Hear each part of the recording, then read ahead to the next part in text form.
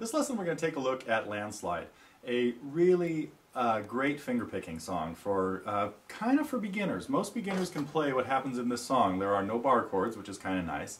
And it really introduces the idea of Travis picking, which is keeping your thumb alternating back and forth on bass notes while your fingers are playing notes either in between the bass notes or occasionally on, or pinching the notes occasionally.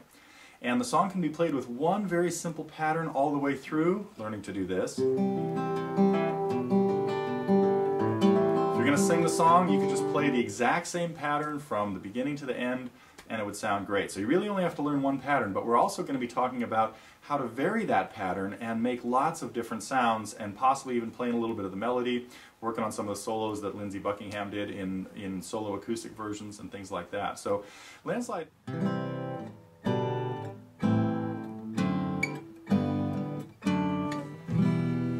There you go, 6 different chord shapes are all that happen in Landslide. Landslide. Now we have our simple alternating picking pattern that we looked at in the right hand close-up a little bit, and it just runs through these chords. So let's kind of start just looking through the tablature a measure at a time here. Again, you're going to play a C chord, and your right hand is just going thumb, index, thumb, middle. 2 of those per chord. Ending with your thumb though, so it's actually not two complete runs through. But so we have 4 bass notes there, and again we're going thumb, index, thumb, middle, thumb, index, thumb.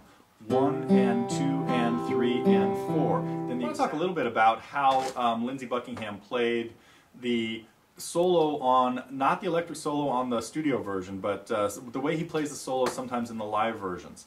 And so I have the second page of the tablature says guitar solo, and I'm going to try to play it exactly the way I have it on that page, but everything he does about this, it's a little different every time. So let's just kind of walk through it one measure at a time. The main thing that it seems like he does, which is really neat, is he apparently keeps the bass going. There are times he bails on a note because of something else going on. It really sounds like he's keeping the finger-picking version going, and then he's playing the melody.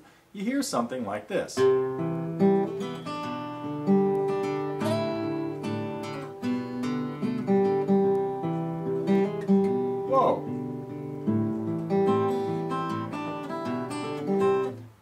Although we don't hit the wrong notes anymore.